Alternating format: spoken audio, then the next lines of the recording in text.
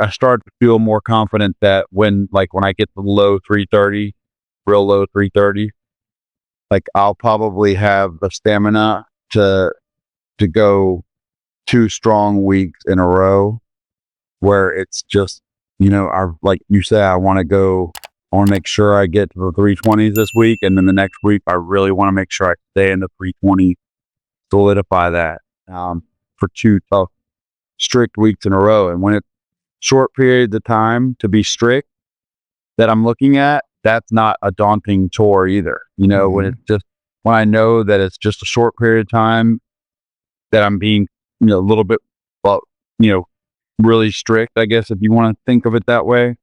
I mean, it's not like these are torturous either. I'm having foods that are good,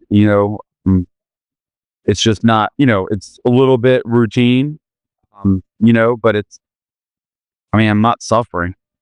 That's the thing. If I was suffering, this would be not really realistic. This would not be happening. So, but yeah, it's like, this is really working.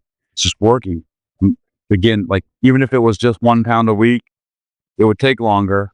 And I don't really want it to take longer. I'm interested in, how interested I am in fast results. But yeah, I mean, even then, I wouldn't argue with it. If as long as I'm moving in the right direction, there's nothing to argue with. But there are times where I really get extra motivated, and I feel like I know how, and I feel like I'm able to lock in and execute when those times are, when they come up. So I'm excited. You see how this process is 100% mental. Like you've created a framework for yourself where you've become your own competition. I'm looking at that number, and now you've taken that number and divided it out into decades. And the 340, getting out of the 350s was the first objective. Then the 340s. Now we're in the 330s. Next will be the 320s. So every 10 pounds feels like a milestone to you, which it is. It is. Yeah. And every time it happens, or when you're getting close to it, or after you've surpassed it, the motivation is very high because you've achieved something so significant in your mind that it propels you to put forth extra effort to get there and to sustain it. And then after you're there and you're in the mid 330s, like you are, you back off a bit. But you don't back off enough to stop the process from going in the right direction. Yep. So this whole cycle that you've devised in your own head as you're going along, because this is something that you've created based on what works best for you. And you're somebody who likes to be motivated based on having a competition of some sort. If you're not competing against somebody else, you might as well compete against the scale. So you got the scale, and if the scale is your competition, and I'm looking at what the number is, well, yeah, it's 335. So I know this week, I'm not getting the 320s. It's not happening. I'm not going to lose that much weight. So I'll just take it easy to lose a pound, whatever. If it's less, that's fine. As long as I'm losing, I'm accepting of that. Do that for a week or two. Then you're closing in on the 320s. Then you're close enough. Then when I'm at 332, the next week, I think I want that 320s. I want it bad, and then you start feeling the motivation to do what you have to do to get there. It's really cool process. It's really to look at what happens internally, the mental gymnastics that you're going through each and every week to determine what you're going to do that week in order to keep moving in the right direction, but to determine the intensity that you're going to employ based on how close you are to that next 10 pounds, that next decade in your weight loss goal. It's an incredible approach that keeps everything fresh, because every 10 pounds is a new achievement. It's something new. It's a new goal. Then the goal at now is to get to the 320s. Once you're there, it's like, oh my gosh, well, I'm in the 320s, but man, I'm going to be in the teens. That's crazy to be in what? That hasn't happened in so many years. It just, there's something that happens internally, like the dopamine. The dopamine is supposed to push you towards goals, towards achieving goals. It's supposed to be that motivation that pushes you forward. It's misused so often now in addictions. Like you take something, you get the dopamine for taking it, for doing it, whatever. It's just a quick fix. And then you keep chasing it through the addictive behavior.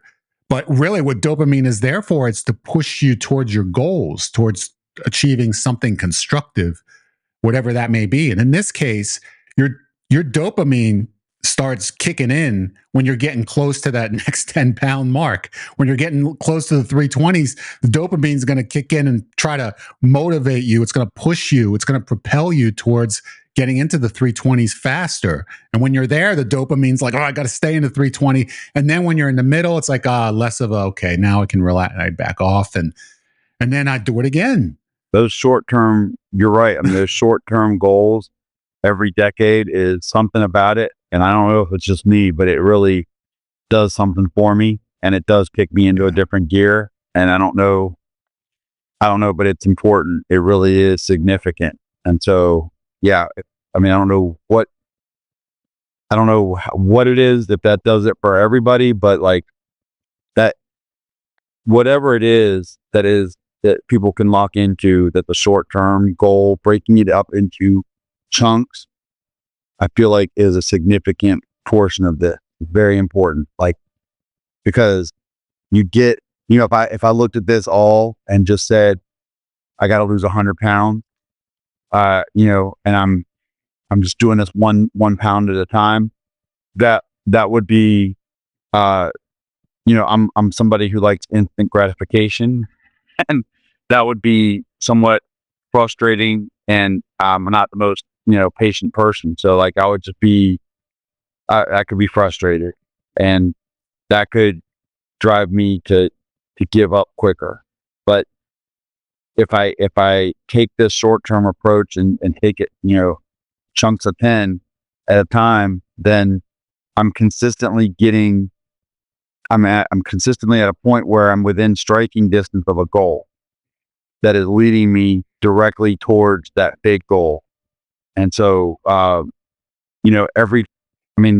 no further than like, a month and a half from my next big stage, right? So like every month to 6 weeks, I'm hitting another goal on my way to the big goal. So it's like, it's exciting. It stays exciting. It like you say, I got endorphins or whatever it is, adrenaline. I'm like, I get motivated. I really get motivated on a different level than I've been motivated in any kind of, weight loss. Cause I'm like, I will go like almost no carbs in a week where I need to get 2 pounds down. I can probably go, I'd definitely go under 50 carbs a day.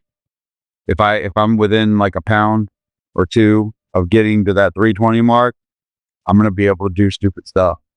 And, that's good. Yeah. So yeah, I'm like, that's exactly right. It's about if you had 100-pound weight loss and you looked at that number, and as insurmountable as that seems, like I have to lose 100 pounds. So how close am I going to get this week? How close am I going to get the next week? And then it's like, okay, 2 pounds, 1 pound, 2 pounds, only 95 to go, 94, 92.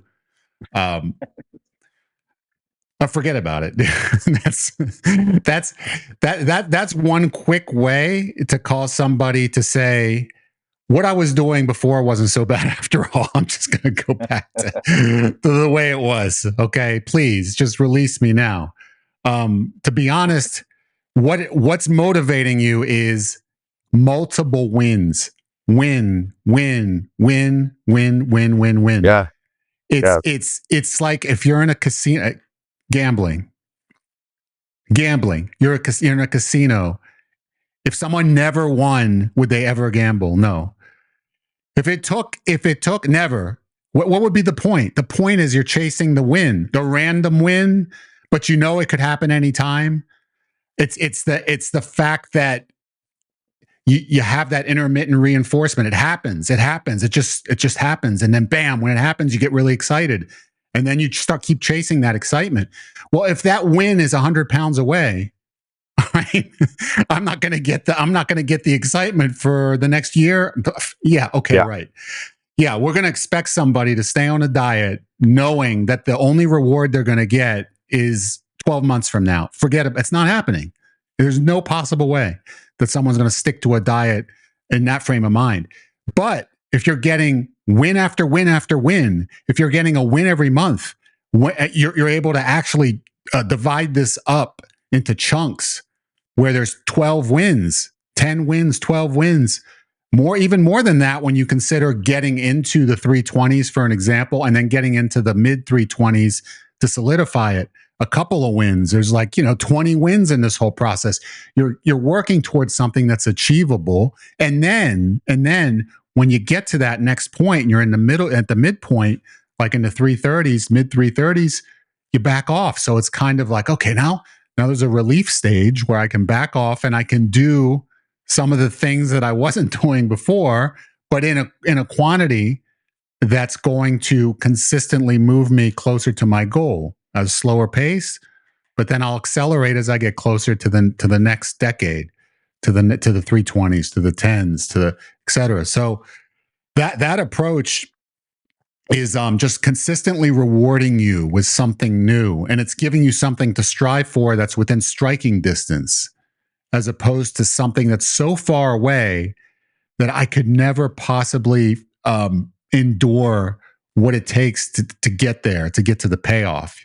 With multiple payoffs, with so many payoffs that you've set for yourself, it allows it to be done in chunks that are easily digestible, so to speak.